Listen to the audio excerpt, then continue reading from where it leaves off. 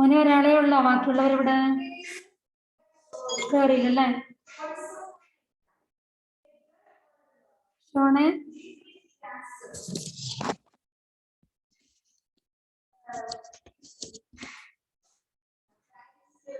Sean ചോറുണ്ടോ ഷോണെ?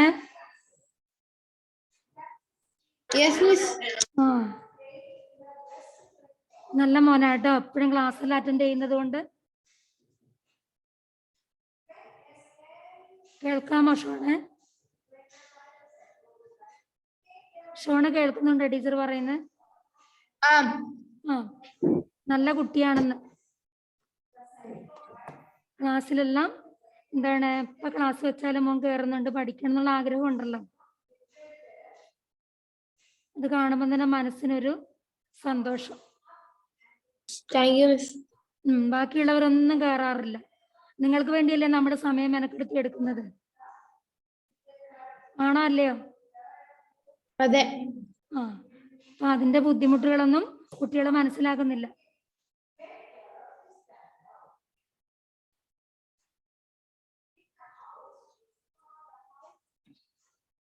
പാഠപുസ്തകം എടുത്തോ മോനെ? എടുത്തു. ആ അപ്പൊ മോനെ 6ാമത്തെ പാഠത്തിന്റെ കംപ്ലീറ്റ് വർക്കും ചെയ്തില്ലേ? മോൻ എന്നും ക്ലാസ്സിൽ ഇരിക്കുന്നത് കൊണ്ട് മോന് 6ാമത്തെ പാഠത്തിന്റെ ടീച്ചർ പറഞ്ഞു തന്ന എല്ലാ വർക്കും കിട്ടിയല്ലേ? ഇനി ചോദ്യം കൂടെ എഴുതിയാ പോരെ? മതി. നന്നായിട്ട് എഴുതി പഠിക്കണേ, എങ്കിൽ മാത്രമേ നമുക്ക് അക്ഷരത്തെ കൂടാതെ എഴുതാൻ പറ്റൂ. പിന്നെ നമ്മൾ നേരത്തെ എടുത്ത പ്രസംഗം ഒരു കല തന്നെ എന്നുള്ളത് മനസ്സിലായിരുന്നു ഫസ്റ്റ് ഖണ്ഡിക നല്ലതുപോലെ? നല്ലോണം മനസ്സിലായിരുന്നോ? ഒന്നും കൂടെ അത് വായിച്ചോ, എന്നിട്ട് നമുക്ക് അടുത്ത ഖണ്ഡിക എടുക്കാം. സത്യത്തിൽ വായിക്കണോ? ആദ്യം മുതല്. നല്ലവരായ റോമാക്കാരെ, മഹാനായ ബ്രൂട്ടസ് നിങ്ങളോട് പറഞ്ഞു സീസർ അധികാരമോഹിയായിരുന്നെന്ന്. എന്നാൽ ഒന്ന് ചോദിക്കട്ടെ, ഈ ഞാൻ തന്നെ സീസറെ 3 വട്ടം കിരീടമണിക്കാൻ ശ്രമിച്ചത് നിങ്ങൾ കണ്ടതാണല്ലോ. 3 തവണയും അദ്ദേഹം അത് നിരസിച്ചു. അതാണോ അധികാരമോഹം? സുഹൃത്തുക്കളെ, അദ്ദേഹം നിങ്ങളെ സ്നേഹിച്ചു, മനസ്സ് തുറന്ന് സ്നേഹിച്ചു. നിങ്ങളും ഒരിക്കൽ ആ സ്നേഹം തിരിച്ചു നൽകി. വേണ്ട, ഞാൻ അദ്ദേഹത്തിന്റെ സ്നേഹത്തെക്കുറിച്ച് കൂടുതലൊന്നും പറയുന്നില്ല. അത് സീസറെ കൊന്ന മഹാന്മാരോട് ചെയ്യുന്ന തെറ്റായിത്തീരും. മഹാനായ ജൂലിയസ് സീസറുടെ മൃതദേഹത്തിന് അടുത്തു നിന്ന് മാർക്ക് ആന്റണി ചെയ്ത പ്രസംഗമാണിത്. അതുവരെ സീസറിനോടുള്ള പകയായിരുന്നു ജനങ്ങളുടെ മനസ്സ് നിറയെ. ഓക്കെ,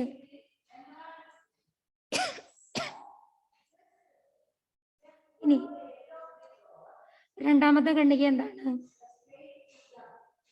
ഫസ്റ്റ് ഖണ്ഡിക മനസ്സിലായോ? നല്ലോണം മോന് മനസ്സിലാക്കാൻ ടീച്ചറിനോട് പറഞ്ഞേ. എന്താ മിസ്? മോൻ എന്താണോ ആ ഖണ്ഡികയിൽ നിന്ന് മനസ്സിലായ ആശയങ്ങളെന്ന് ടീച്ചറിനോട് പറയൂ. മാർക്ക് ആന്റണി റോമാക്കാരോട് പ്രസംഗിക്കുന്നതാണ്. ആരെ കുറിച്ചാ? സീസറിനെ പറ്റി. എന്തൊക്കെയാ പറയുന്നേ?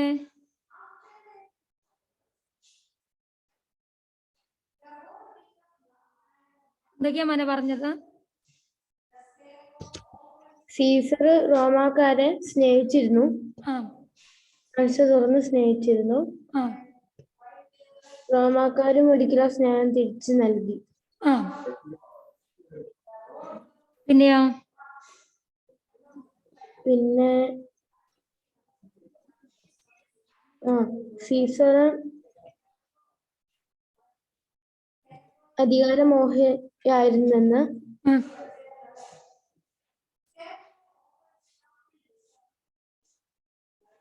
സീസറെ 3 വട്ടം കിരീടം അണിക്കാൻ ശ്രമിച്ചത് നിങ്ങൾ കണ്ടതാണല്ലോ. എന്നിട്ട് അദ്ദേഹം അതെന്ത് ചെയ്യുകയാണ് ചെയ്തത്? നിരസിക്കുകയാണ്. ചെയ്തത് അല്ലേ? ആ. ഇനി അടുത്ത ഖണ്ഡിക നോക്ക്.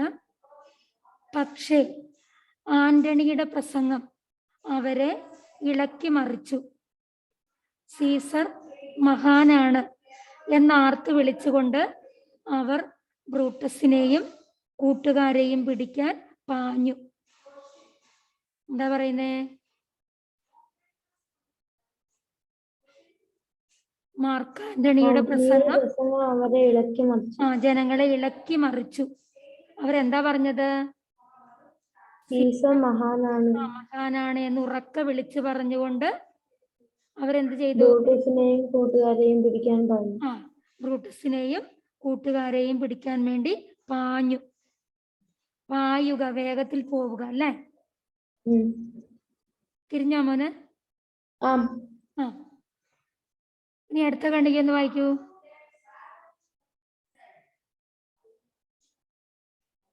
പ്രസംഗത്തിന്റെ മാസ്മര ശക്തിക്ക് അടിമപ്പെടാത്ത മനുഷ്യരില്ല. എത്ര എത്ര പ്രസംഗങ്ങളാണ് നാം നിത്യവും കേൾക്കുന്നത്. വാർഷിക യോഗം, ഉദ്ഘാടനം, തെരഞ്ഞെടുപ്പ്, ലോട്ടറി വിൽപ്പന, ചരമം, എന്തിന് വിവാഹത്തിന് പോലും പ്രസംഗമില്ലാതെ പറ്റുകയില്ല.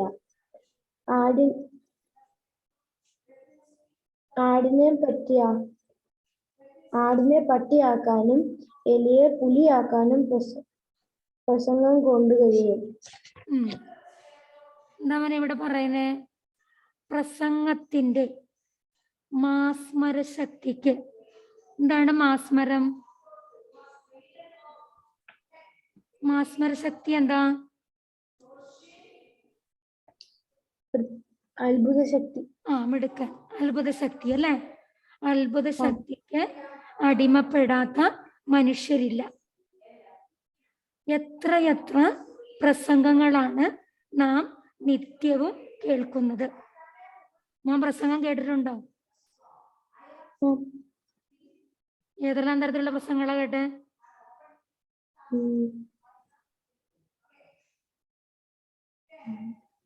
ആരൊക്കെ പ്രസംഗിക്കുന്നതാ കേട്ടത്?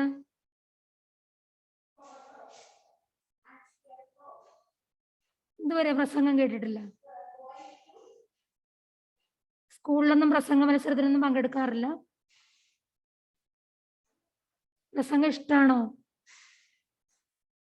നമ്മുടെ പാഠത്തിന്റെ പേര് തന്നെ എന്താണ്? പ്രസംഗം ഒരു കല തന്നെ. ഒരു കല തന്നെയാണ്. ഇതൊരു കഴിവ് തന്നെയാണല്ലേ, പ്രസംഗിക്കാനുള്ള കഴിവ്.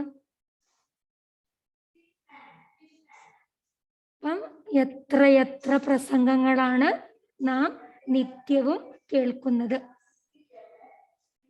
വാർഷിക യോഗം, പിന്നെയോ ഉദ്ഘാടനം, തെരഞ്ഞെടുപ്പ്, ലോട്ടറി വിൽപ്പന, ചരമം, എന്തിന് വിവാഹത്തിന് പോലും പ്രസംഗമില്ലാതെ പറ്റുകയില്ല. എവിടെയൊക്കെയാണ് പ്രസംഗിക്കുന്നത്? വാർഷിക യോഗം, ഉദ്ഘാടനം, തെരഞ്ഞെടുപ്പ്, ലോട്ടറി വിൽപ്പന, ചരമം, വിവാഹ വാർഷികം. എന്തിന് വിവാഹത്തിന് പോലും പ്രസംഗമില്ലാതെ പറ്റുകയില്ല എന്നാണ് പറയുന്നത്. ആടിനെ പട്ടിയാക്കാനും എലിയെ പുലിയാക്കാനും പ്രസംഗം കൊണ്ട് കഴിയും. അങ്ങനെ പറഞ്ഞാൽ എന്താ ഷോണേ? വലിയവനെ ചെറിയവനാക്കാനും വലിയവനാക്കാനും ഏതുകൊണ്ട് സാധിക്കും? പ്രസംഗം കൊണ്ട് സാധിക്കും. പ്രസംഗം എന്ന കലയിലൂടെ സാധിക്കുമെന്നാണ് പറയുന്നത്. ഈ ഖണ്ഡികയിൽ എന്താ നമുക്ക് മനസ്സിലാകുന്ന ആശയങ്ങള്?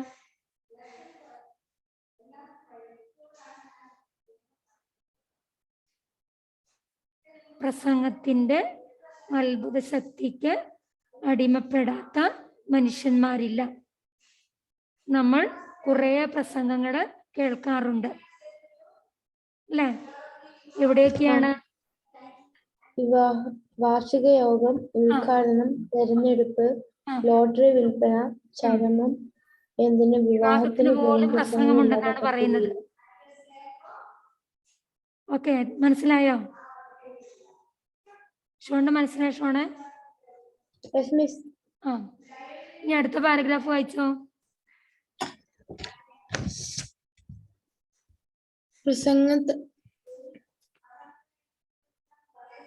പ്രസംഗരംഗത്ത് പല അധികായന്മാരെയും സംഭാവന ചെയ്തിട്ടുള്ള നാടാണ് നമ്മുടെ കേരളം. കേന്ദ്രമന്ത്രിയായിരുന്ന വി കെ കൃഷ്ണൻ മേനോൻ ഒരിക്കൽ ഐക്യരാഷ്ട്രസഭയിൽ ഉജ്ജ്വലമായ ഒരു പ്രസംഗം നടത്തി. ഇന്ത്യ പാകിസ്ഥാൻ അതിർത്തി തർക്കമായിരുന്നു വിഷയം. 8 മണിക്കൂറിലധികം നീണ്ടുനിന്ന ആ വാഗ്ധോരണി സഭയുടെ ചരിത്രത്തിലെ തന്നെ ഏറ്റവും നല്ല പ്രഭാഷണമായിരുന്നു. എന്താ പറയുന്നത്? പ്രസംഗ പല അധികായന്മാർ. എന്താ അധികായന്മാരെന്ന് പറഞ്ഞാല്? വളരെ വലിയ ശരീരത്തോട് കൂടിയത്. അല്ലെങ്കിലോ ഇവിടെയോ മഹാപുരുഷൻ അല്ലേ? പ്രസംഗ രംഗത്ത് പല അധികായന്മാരെയും സംഭാവന ചെയ്തിട്ടുള്ള നാടാണ് നമ്മുടെ കേരളം. അതായത് പ്രസംഗ രംഗത്ത് അവരവരുടെ കഴിവുകൾ തെളിയിച്ച മഹാന്മാരെ സംഭാവന ചെയ്തിട്ടുള്ള നാടാണ് നമ്മുടെ കേരളം. പിന്നെയോ കേന്ദ്രമന്ത്രിയായിരുന്ന വി കെ കൃഷ്ണമേനോൻ ഒരിക്കൽ ഐക്യരാഷ്ട്രസഭയിൽ ഉജ്ജ്വലമായ ഒരു പ്രസംഗം നടത്തി. എവിടെയാണ് പ്രസംഗം നടത്തിയത്? ആരാണ് നടത്തിയത്? കേന്ദ്രമന്ത്രി ആയിരുന്ന വി കെ കൃഷ്ണമേനോൻ. കേന്ദ്രമന്ത്രിയായിരുന്ന വി കെ കൃഷ്ണമേനോൻ ഐക്യരാഷ്ട്രസഭയിൽ ഉജ്ജ്വലമായ ഗംഭീരമായ ഒരു പ്രസംഗം നടത്തി. വിഷയം എന്തായിരുന്നു? ഏതിനെ കുറിച്ചായിരുന്നു? അതിർത്തി തർക്കം. ഇന്ത്യയും പാകിസ്ഥാനും. ഏതൊക്കെ രാജ്യങ്ങളുടെ? ഇന്ത്യയും പാകിസ്ഥാനും. ഇന്ത്യയും പാകിസ്ഥാനും തമ്മിലുള്ള അതിർത്തി തർക്കമായിരുന്നു പ്രസംഗത്തിന്റെ വിഷയം. ഓക്കെ, കുട്ടി അണ്ടർസ്റ്റാൻഡ്? മനസ്സിലാവുന്നുണ്ടോ? 8 മണിക്കൂറിലധികം നീണ്ടുനിന്ന ആ വാഗ്ധോരണി സഭയുടെ ചരിത്രത്തിലെ തന്നെ ഏറ്റവും നല്ല പ്രഭാഷണമായിരുന്നു. എത്ര മണിക്കൂറാണ് നീണ്ടുനിന്നത്? 8 മണിക്കൂർ. ആ വാഗ്ധോരണി, വാക്കുകളുടെ നിർത്താത്ത പ്രവാഹത്തെയാണ് എന്തെന്ന് പറയുന്നത്? വാഗ്ധോരണി എന്ന് പറയുന്നത്. വാക്കുകളുടെ നിർത്താത്ത പ്രവാഹം സഭയുടെ ചരിത്രത്തിലെ തന്നെ ഏറ്റവും നല്ല പ്രഭാഷണമായിരുന്നു. ഈ ചെറിയ ഖണ്ഡികയിൽ എന്താ പറയുന്നേ? പ്രസംഗ രംഗത്ത് പല മഹാന്മാരെയും സംഭാവന ചെയ്തിട്ടുള്ള നാടാണ് നമ്മുടെ കേരളം. കേന്ദ്രമന്ത്രിയായിരുന്ന വി കെ കൃഷ്ണമേനോൻ ഐക്യരാഷ്ട്രസഭയിൽ ഗംഭീരമായ ഒരു പ്രസംഗം നടത്തി. വിഷയം ഇന്ത്യയും പാകിസ്ഥാനും തമ്മിലുള്ള അതിർത്തിമായിരുന്നു. 8 മണിക്കൂറാണ് ആ പ്രസംഗം. വാഗ്ധോരണി സഭയുടെ ചരിത്രത്തിലെ ഏറ്റവും നല്ല പ്രസംഗമായിരുന്നു. ഓക്കെ, ഇനി അടുത്ത ഖണ്ഡിക വായിച്ചോ. പ്രധാനമന്ത്രിയും പ്രസിഡന്റും ഒക്കെ ചില വേളകളിൽ പ്രസംഗിക്കുമ്പോൾ അത് പരിഭാഷപ്പെടുത്താൻ ചിലരുണ്ടാകും. പലപ്പോഴും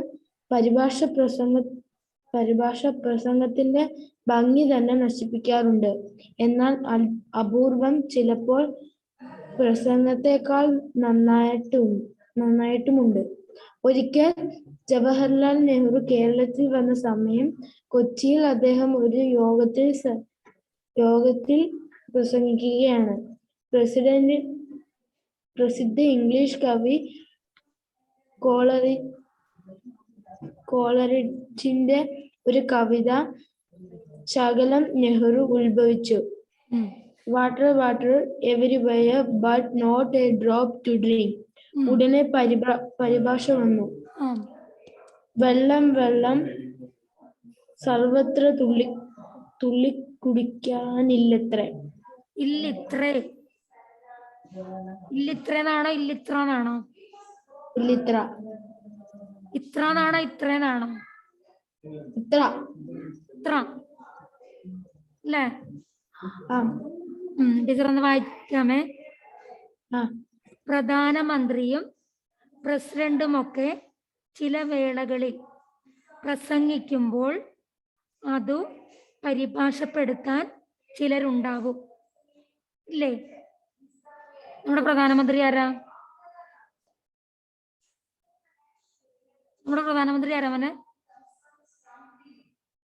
മോനെ? മോദി. നരേന്ദ്രമോദി പ്രസംഗിക്കുമ്പം അത് തർജ്ജിമ ചെയ്യുന്നത് കേട്ടിട്ടുണ്ടോ? ഏത് ഭാഷയിൽ അദ്ദേഹം പ്രസംഗിക്കുക? ഹിന്ദി.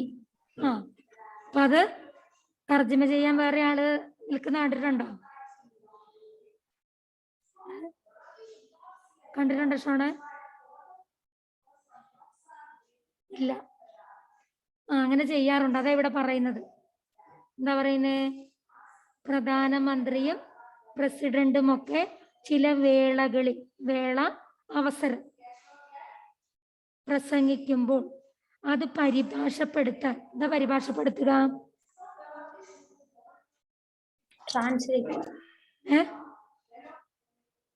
വിവർത്തനം. മറ്റൊരു ഭാഷയിലാക്കൽ. ഹിന്ദി ആണെങ്കിൽ മലയാളത്തിലേക്ക് അല്ലെങ്കിൽ ഇംഗ്ലീഷിലേക്കൊക്കെ പിന്നെന്താണ് പരിഭാഷപ്പെടുത്തുന്നതിനെയാണ് എന്തെന്ന് പറയുന്നത്? മറ്റൊരു ഭാഷയിലാക്കുന്നതിനെ എന്തെന്ന് പറയുക? പരിഭാഷ എന്ന് പറയുന്നത്. അങ്ങനെ പരിഭാഷപ്പെടുത്താൻ ചിലരുണ്ടാവും. എപ്പോഴും പലപ്പോഴും പരിഭാഷ പ്രസംഗത്തിന്റെ ഭംഗി തന്നെ നശിപ്പിക്കാറുണ്ട്. അങ്ങനെ ചെയ്യുമ്പോ എന്താണ്? അതിന്റെ ഭംഗി പോകും. അങ്ങനെ ചെയ്യുമ്പോ പ്രസംഗത്തിന്റെ ഭംഗി തന്നെ പോകും.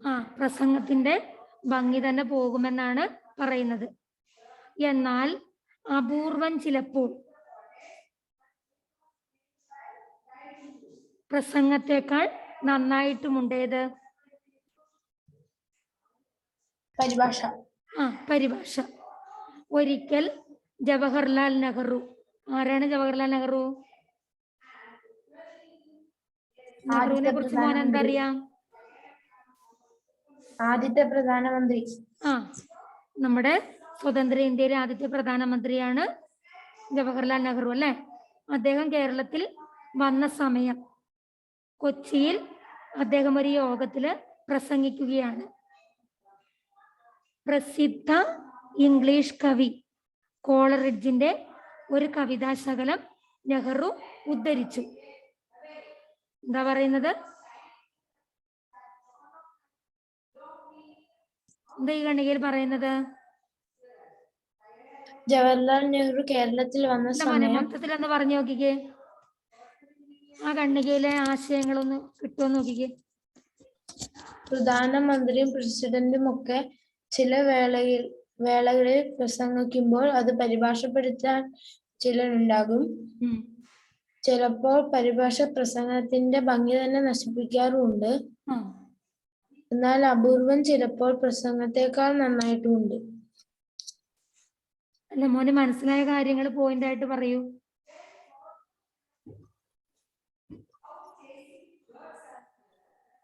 മറ്റു ഭാഷകളിലുള്ളവർ പ്രസംഗിക്കുമ്പോൾ പരിഭാഷ ചെയ്യാറുണ്ട്. പിന്നെയോ? എന്താ മിസ്?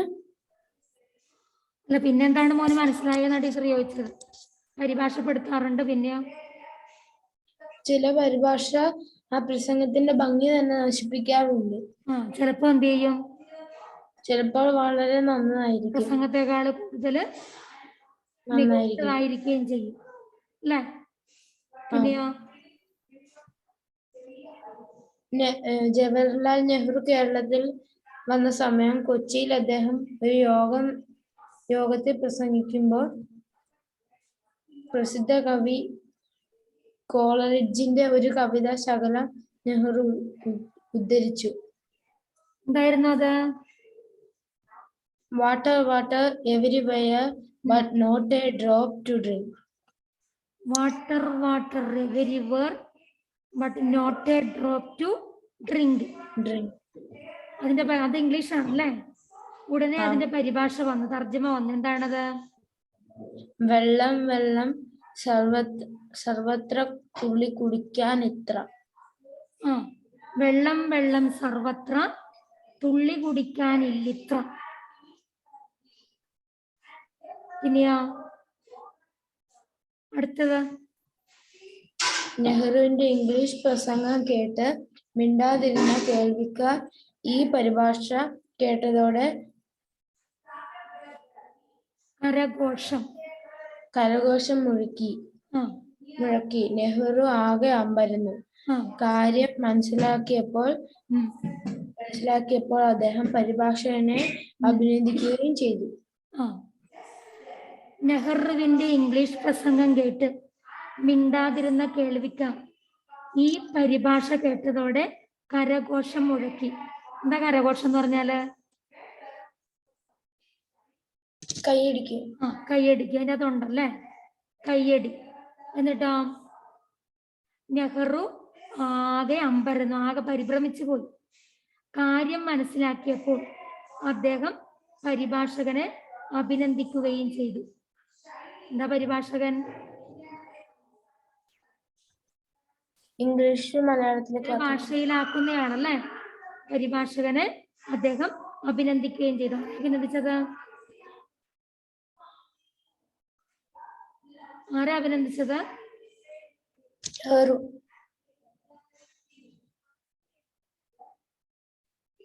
നെഹ്റു പരിഭാഷകനെ അഭിനന്ദിച്ചു എന്നില്ല, ആരാണ്? നെഹ്റു. നെഹ്റു. തിരിഞ്ഞോ?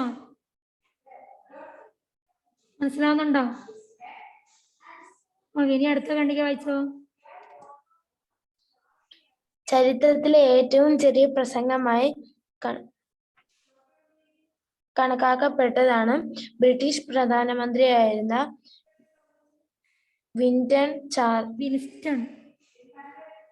വിൻസ്റ്റൺ ചർച്ചിലിന്റെ ഒരു പ്രസംഗമാണ്.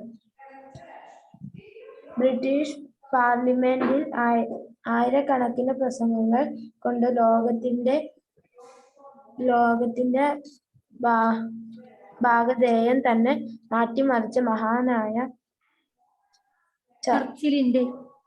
ചർച്ചിലിന്റെ സഭയിൽ നിന്നുള്ള അവസാനത്തെ പ്രസംഗമായിരുന്നു അത്. ആ നേതാവിന്റെ അവസാനത്തെ വിടവാങ്ങൽ പ്രസംഗം കേൾക്കാൻ കേൾവിക്കാർ കാത് കൂർപ്പിച്ചിരുന്നു. ചർച്ചിൽ എഴുന്നേറ്റ്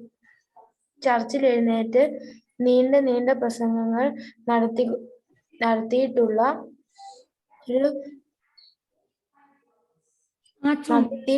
ആ ചുണ്ടിൽ നിന്ന് 3 വാക്കുകൾ പുറത്തുവന്നു.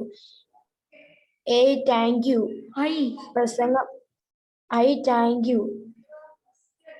പ്രസംഗം അവസാനിച്ചു.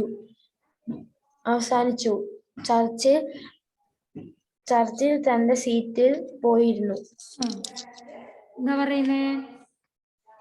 ചരിത്രത്തിലെ ഏറ്റവും ചെറിയ പ്രസംഗമായി കണക്കാക്കപ്പെടുന്നത് ബ്രിട്ടീഷ് പ്രധാനമന്ത്രിയായിരുന്ന വിൻസ്റ്റൺ ചർച്ചിലിന്റെ ഒരു പ്രസംഗമാണ്.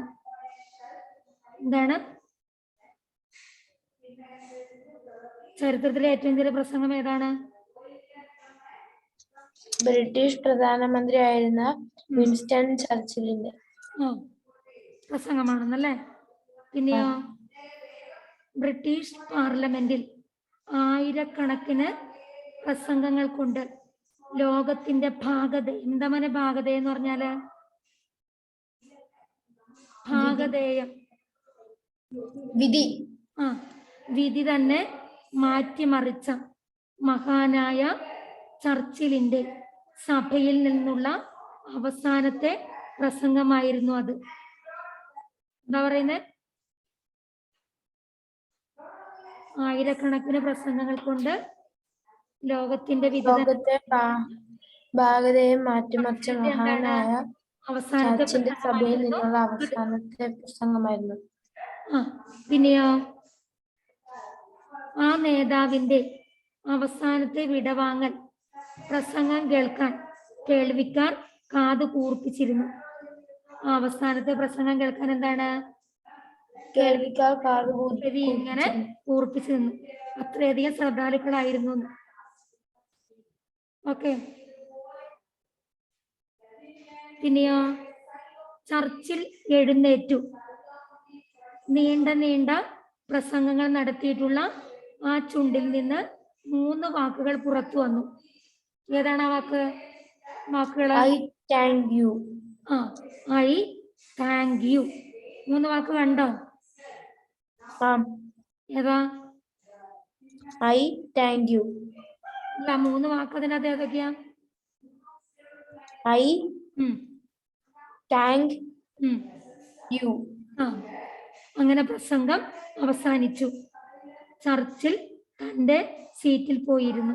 ചർച്ചിൽ എന്ത് ചെയ്തു? വിൻസ്റ്റൺ ചർച്ചിൽ എന്താ ചെയ്തത്?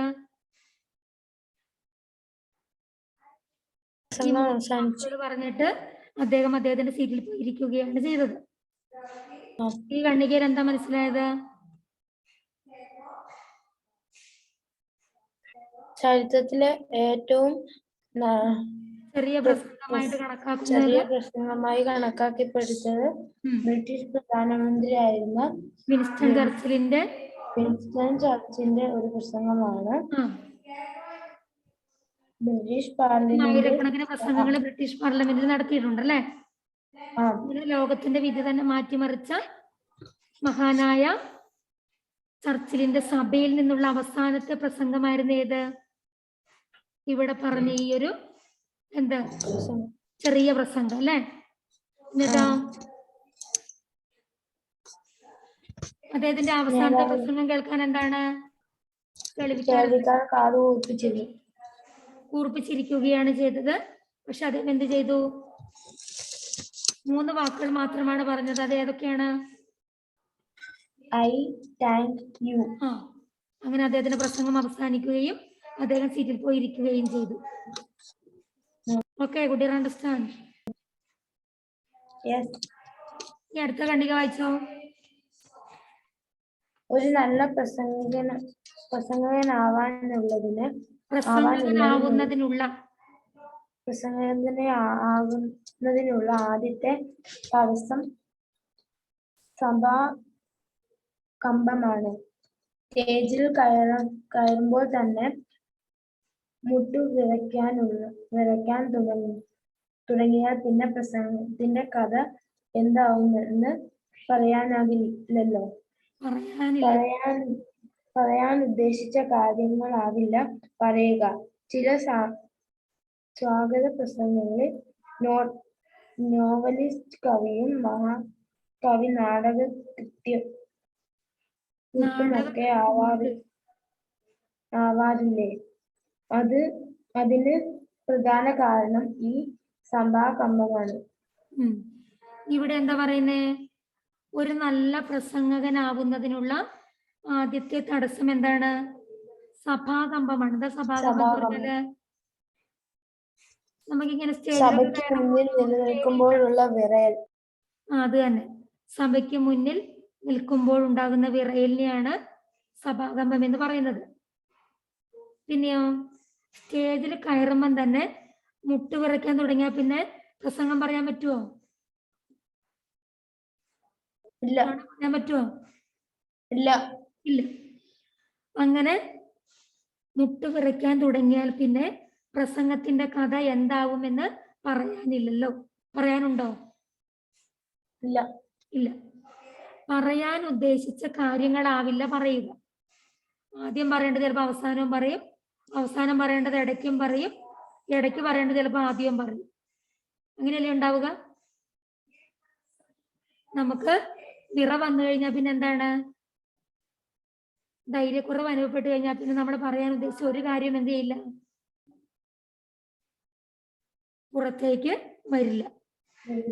ആ, അപ്പൊ സഭാകമ്പം അല്ലെ, അത് നമുക്ക് എന്താണ്, ആ ഒരു വിറയല് നമ്മള് എന്താണ് പ്രസംഗിച്ച് ഇല്ലാതാക്കണം അല്ലെ. കുറെ പറയുമ്പോ നമുക്ക് എന്ത് ചെയ്യും, ഇങ്ങനെയുള്ള വിറയല് മാറി കിട്ടൂലേ? കിട്ടുമോ? എന്നാ നമ്മൾ ചെയ്യാതിരുന്നാലോ? മാറില്ല. മാറുകയില്ല. അപ്പം പറയാൻ ഉദ്ദേശിച്ച കാര്യങ്ങളാവില്ല പറയുക. ചില സ്വാഗത പ്രസംഗങ്ങളിൽ, സ്വാഗത പ്രസംഗം കേട്ടിട്ടില്ലേ? പ്രസംഗത്തിന് നമ്മൾ എന്താണ് വെൽക്കം സ്പീച്ച് ചെയ്യാറുണ്ടല്ലേ? ഷോണ് കേൾക്കഴിയൊന്നുമില്ലല്ലോ സ്വാഗത പ്രസംഗം. ആദ്യം നമ്മൾ എന്താ ചെയ്യാ?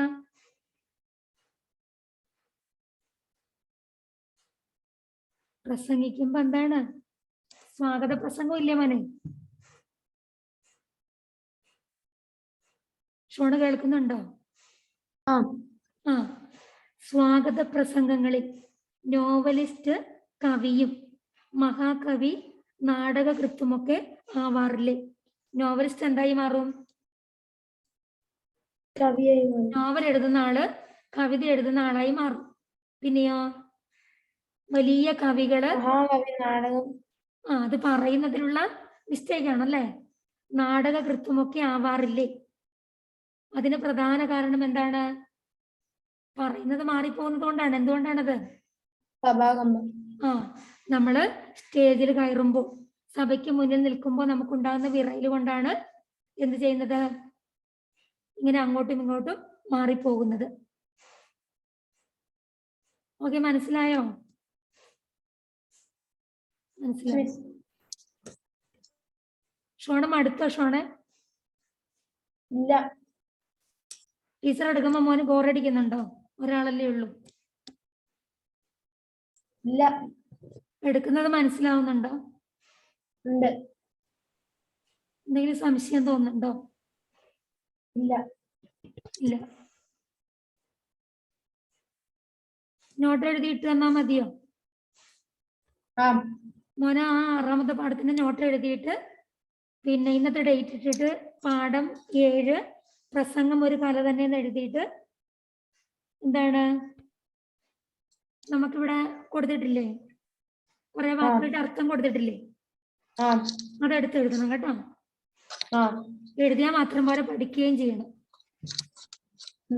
എഴുതി തന്നെ പഠിക്കണേ. ഈ കോപ്പി ബുക്ക് മാറ്റിയിട്ട് മോന് ഈ ഒറ്റവര നോട്ട്ബുക്ക് മേടിക്കുകയാണെങ്കിൽ നല്ലതായിരുന്നു. 8ാം ക്ലാസ്സിലൊക്കെ എത്തിരുന്നതാണ് ഈ 2 പേർ കോപ്പിയിൽ നോട്ട് എഴുതുന്നത്.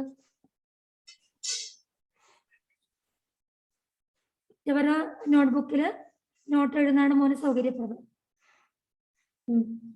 ഈ 2 വര കോപ്പിയിൽ എഴുതുമ്പോൾ 2 വരയിലും മുട്ടിച്ചെഴുതണ്ടേ?